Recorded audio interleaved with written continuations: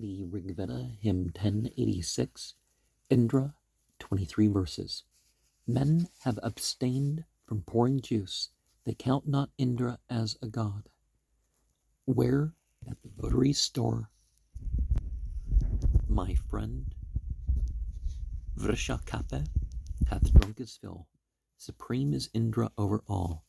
Thou, Indra, heedless passest by the ill Vrishakape hath wrought. Yet nowhere else thou findest place wherein to drink the soma juice. Supreme is Indra over all. What hath he done to injure thee, this tawny beast Vrishakape, with whom thou art so angry now? What is the votary's foodful store? Supreme is Indra over all. Soon may the hound who hunts the boar seize him and bite him in the car. O Indra, that Vrishakape, whom thou protectest as a friend, supreme is Indra over all. Kape hath marred the beauteous things, all deftly wrought, that were my joy. In pieces will I rend his head, the sinner's portion shall be woe. Supreme is Indra over all. No dame hath ampler charms than I, or greater wealth of love's delight. None with more ardor offers all her beauty to her lord's embrace. Supreme is Indra over all. Mother whose love is quickly won, I say what verily will be. My breast, O mother, and my head, and both my hips seem quivering. Supreme is Indra over all. Mother whose love is quickly won, I say what verily will be. My breast, O mother, and my head, and both my hips seem quivering. Supreme is Indra over all. Dame with lovely hands and arms, with broad hair plaits, add ample hips. Why, O thou, hero's wife, art thou angry with our Vrishakape? Supreme is Indra over all. This noxious creature looks on me as one bereft of hero's love, yet heroes for my sons have I, the Maruta's friend as an Indra's queen. Supreme is Indra over all. From olden time the matron goes to feast and general sacrifice. Mother of heroes, Indra's queen, the rites ordainer is extolled. Supreme is Indra over all. So have I heard Indrani called most fortunate among these dames, for never shall her consort die in future time through length of days. Supreme is Indra over all. Never, Indrani, have I joyed without my friend Vrishakape, whose welcome offering here, made pure with water, goeth to the gods. Supreme is Indra over all. Wealthy Vrishakapaya, blessed with sons and consorts of thy sons, Indra will eat thy bowls, thy dear oblation, that affecteth much. Supreme is Indra over all. 15 in number, then for me a score of bullocks they prepare, and I devour the fat thereof. They fill my belly full with food. Supreme is Indra over all. Like as a bull with pointed horn, loud bellowing amid the herds, sweet to thine heart, O Indra, is the brew which she who tends thee pours. Supreme is Indra over all. O Indra, this Vrishakape hath found a slain wild animal, dresser and new-made pan and knife and wagon with a load of wood. Supreme is Indra over all. Distinguishing the Dasa and her Arya, viewing all I go, I look upon the wise and drink the simple votary soma juice. Supreme is Indra over all. The desert plains and steep descents, how many leagues in length they spread. Go to the nearest houses, go unto thine home. Vrishakape, supreme is Indra over all. Turn thee again, Vrishakape. We twain will bring thee happiness. Thou goest homeward on thy way along this path which leads to sleep. Supreme is Indra over all. When Indra and Vrishakape ye traveled upward to your home, where was that noisome beast to whom went in the beast that troubles man? Supreme is Indra over all. Daughter of Manu, Parthu, bare a score of children at a birth. Her portion verily was bliss, although her burthen caused her grief. Now, we talked about the importance of being faithful in the last one, and the thing, not her. And there's an omission of verses 16 to 17 in this hymn with the following note. I pass over stanzas 16 and 17. I can't translate into decent English. I mean, what about the Bible, right, though? Obviously it becomes something sexual, right? We're talking about hands and we're talking about hips and causing the woman to move and all that. So we have stuff here that can be considered as further foreplay. But is this the one that doesn't talk about the foreplay? It's like, oh, well, the foreplay, we can talk about that, but the main event, yeah, these people and their morals that apply to other religions but not their own. Hymn 10.87, Agni, 25 verses. I balm with oil the mighty Rakshas slayer. To the most famous friend I come for shelter, enkindled, sharpened by our rites. May Agni protect us in the day and night from evil, O Jatavedas. With the teeth of iron, enkindled with thy flame, attack the demons. Seize with thy tongue the foolish gods' adorers. Rend, put within thy mouth the raw flesh eaters. Apply thy teeth, the upper and the lower. Thou who hast both enkindled and destroying, roam also in the air, O king, around us. With thy jaws assail the wicked spirits, bending thy shafts through sacrifice. Agni, whetting their points with song as with whetstones, pierce to the heart therewith the Yatudhanas, and break their arms uplifted to attack thee. Pierce through the Yatudhanas' skin. O Agni, let the destroying dart with fire consume him. Rend his joints, Jatavedas. Let the eater of flesh seeking, track his mangled body. Where thou now seest Agni, Jatavedas, one of these demons standing still or roaming, or flying on those paths in air's mid-region, sharpen the shaft, and as an archer pierce him. Tear from the evil spirit Jatavedas what he hath seized and with his spears hath captured. Blazing before him, strike him down, O Agni. Let spotted carrion eating kites devour him. Here tell this forth, O Agni. Whosoever is, he himself or acteth as a demon. Him grasp, O thou most youthful, with thy fuel to the Mata seers. Give him as booty. With keen glance guard the sacrifice, O Agni, thou sage conducted onward to the Vasus. Let not the fiends, O man beholder, harm thee, burning against the Rakshasas. To slay them, look on the fiend mid men as a man beholder. Rend thou his three extremities in pieces. Demolish with thy flame his ribs, O Agni, the Yatudhanas root. Destroy thou triply. Thrice, Agni, let thy noose surround the demon who, with his falsehood, injures holy order. Loud roaring with thy flame, O Jatavedas, crush him and cast him down before the singer. Lead thou the worshipper that eye, O Agni, wherewith thou lookest on the hoof-armed demon. With light celestial in Atharvan's manner, burn up the foot who ruins truth with falsehood. Agni, what curse the pair this day have uttered? What heated word the worshippers have spoken? Each arrow taunt sped from the angry spirit, pierced to the heart therewith the Yatudhanas.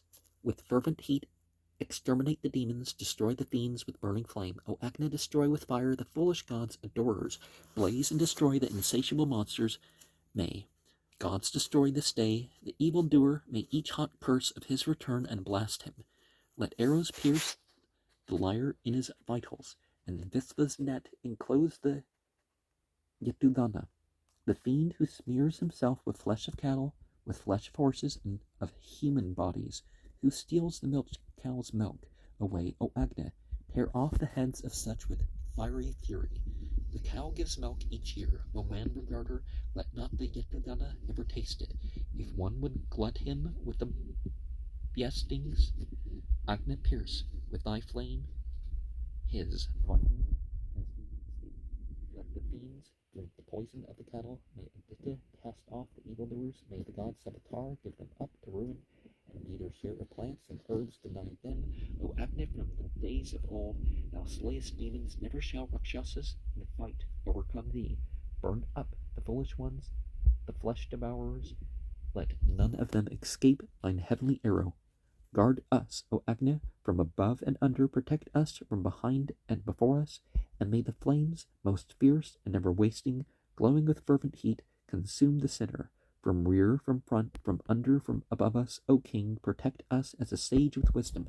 Guard to old age thy friend. O friend eternal, O Agni, as immortal, guard as mortals.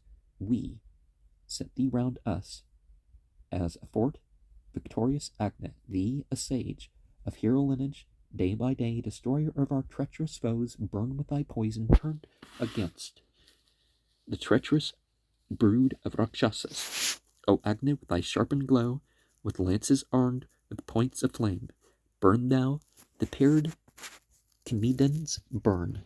Agni, the Yatudhana pairs. I sharpen thee infallible with hymns. O sage, be vigilant. Shoot forth, O Agni, with thy flame demolish them on every side. Break thou the Yatudhana's strength, the vigor of the Rakshasa. And demons are demons by choice, right? And one of the things that you see in Vedic and other mythologies is that the elements don't have their power except how they're allowed by ultimate divinity to have their power. And they're beings of different types. The Asuras are the fire beings. And the fire beings, well, how are they punished with fire? Well, they're punished with their own, they're beyond this material realm. You can't, oh, I have a sword, so I'm going to punch this Rakshasa or something. It's not like that.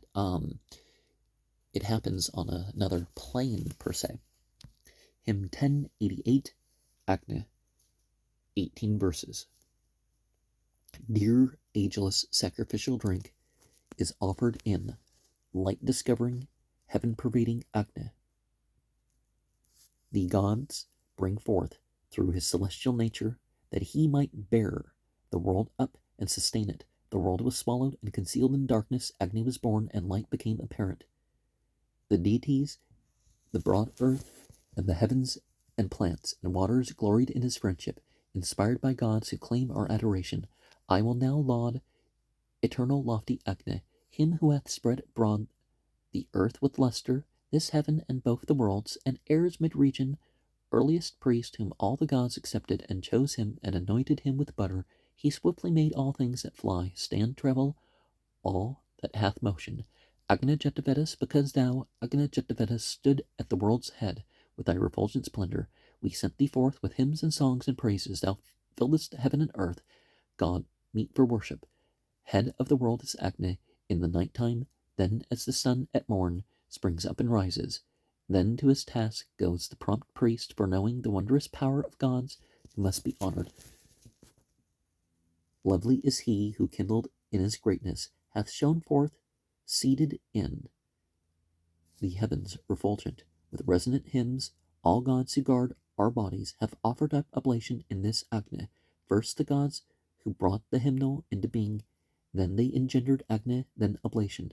He was their sacrifice that guards our bodies. Him the heavens know, the earth, the waters know him. He, Agni, whom the gods have generated, in whom they offered up all the worlds and creatures. He with his bright glow heated heaven and earth, urging himself right onward in his grandeur. Then by the laud the gods engendered Agni in heaven, who fills both worlds through strength and vigor. They made him to appear in threefold essence. He ripens plants of every form and nature. What time the gods whose due is worship set him as Surya, son of Aditya, in heaven. When the pair, ever wandering, sprang into being, all creatures that existed looked upon them. For all the world of life the gods made Agni Vaetsvanara to be the day's bright banner, him who hath spread abroad the radiant mornings, and coming with his light unveils the darkness. The wise and holy deities engendered Agni Vaetsvanara, whom age never touches, the ancient star that wanders on forever, lofty and strong, lord of the living being. we call upon the sage with holy verses, Agna, the Isvanar, the ever-beaming, who hath surpassed both heaven and earth in greatness.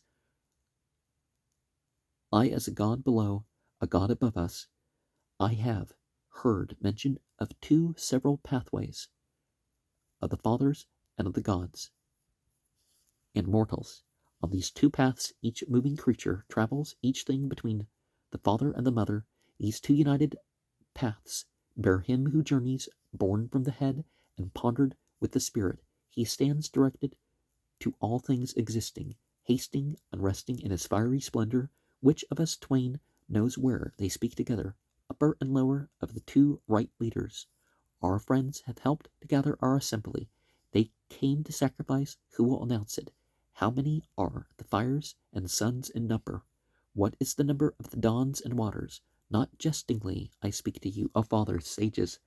I ask you for this information, as great as is the fair-winged morning's presence to him who dwells beside us. Mataristan, what is the Brahman? Is what the Brahman does when he approaches to sacrifice and sits below the hotar. And regardless of what the ancestors did, the knowledge and stuff that they have brought are that is available when we look into their situation. Well, it's still our deeds that have to work out the pathways ourselves, and the several pathways. The idea is that there's multiple things, like, we see these Kabbalah, and before that some of the Sufi diagrams, and we see Order of Nine Angles, pathways, and the difference in the Kabbalah between the four realms, as you could say it, four created realms, really. They talk about a fifth, and that's just straight up essence of deity, right? So they don't talk about that. They talk about divine qualities that we can understand. And yeah, Luciferianism is you're self-liberating. You discover this light. This light shines forth, and perhaps others can witness it, right? You're the living word. Hymn 10.89, Indra, 18 verses. I will extol the most heroic Indra, who with his might forced earth and sky asunder, who hath filled all with wit as men's upholder, surpassing floods and rivers in his greatness. Surya is he, throughout the wide expanses shall Indra turn to him, swift as car wheels hither, like a stream, resting not, but ever active, he hath destroyed with light the black-hued darkness. To him I sing a holy prayer, incessant, new, matchless, common to the earth and heaven, who marks as they were backs all living creatures. Ne'er doth he fail a friend, the noble Indra.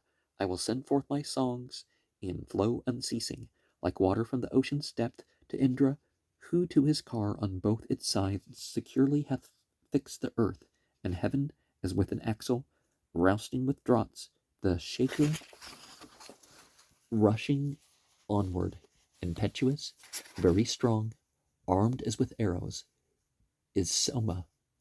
Forest trees and all the bushes deceive not Indra with their offered likeness. Soma hath flowed to him whose naught can equal the earth, the heavens, the firmament, the mountains. When heightened in his ire, his indignation shatters the firm and breaks the strong in pieces, as an axe fells the tree. So beslew Vritra, break down the strongholds and dug out the rivers. He cleft the mountain like a new-made pitcher. Indra brought forth the kine with his companions. Wise art thou, punisher of guilt, O Indra. The sword lops limbs. Thou smitest down the sinner, the men who injure, as it were a comrade, the lofty law of Varuna and Mitra, men who lead evil lives, who break agreements and injure Varuna, Aryaman, and Mitra. Against these foes, O mighty Indra, sharpen as furious death thy bowl of fiery color. Indra is sovereign lord of earth and heaven. Indra is lord of waters and of mountains. Indra is lord of prosperers and sages. Indra must be invoked in rest and effort. Vaster than days and nights, giver of increase, vaster than firmament and flood of ocean, vaster than bounds of earth, and wind's extension, vaster than rivers, and our lands is Indra. Forward as a herald of refulgent morning, let thine insatiate arrow fly, O Indra, and pierce as 'twere a stone launched forth from heaven. With hottest blaze, the men who love deception, him verily the moons, the mountains flowed, the tall trees flowed, and the plants and herbage, yearning with love, both worlds approached. The waters waited on Indra when he first had being. Where was the vengeful dart when thou, O Indra, clavest the demon ever beat on outrage? When fiends lay there upon the ground extended like cattle in the place of immolation, those who are set in enmity against us, the Uganas, O Indra, waxen mighty, let blinding darkness follow those our foemen, while these shall have their bright shining nights to light them. May plentiful libations of the people and singing Rish's holy prayers rejoice thee, hearing with love this common invocation. Come unto us, pass by all those who praise thee, O Indra, thus may we be made partakers of thy new favors that shall bring us profit. Singing with love, may we the Vishvamitras win daylight even now through thee, O Indra. Call we on Maghavan, auspicious Indra, blessed hero in the fight, where spoil is gathered, the strong who listens, who gives aid in battles, who slays the Vritras, wins, and gathers riches. And we see signs, like the flying arc, of course, requires the forest. Are they going to tell it? Are they telling you in Sanskrit what type of forest? And we saw previously that the hymns, the hymns have these principles, and these principles are lived on. And how there's signs that connect us to these hymns in the living creatures. Plants, animals, forces of nature. They all, the book is not just the revealed book. There's the book in ourselves, the book of nature.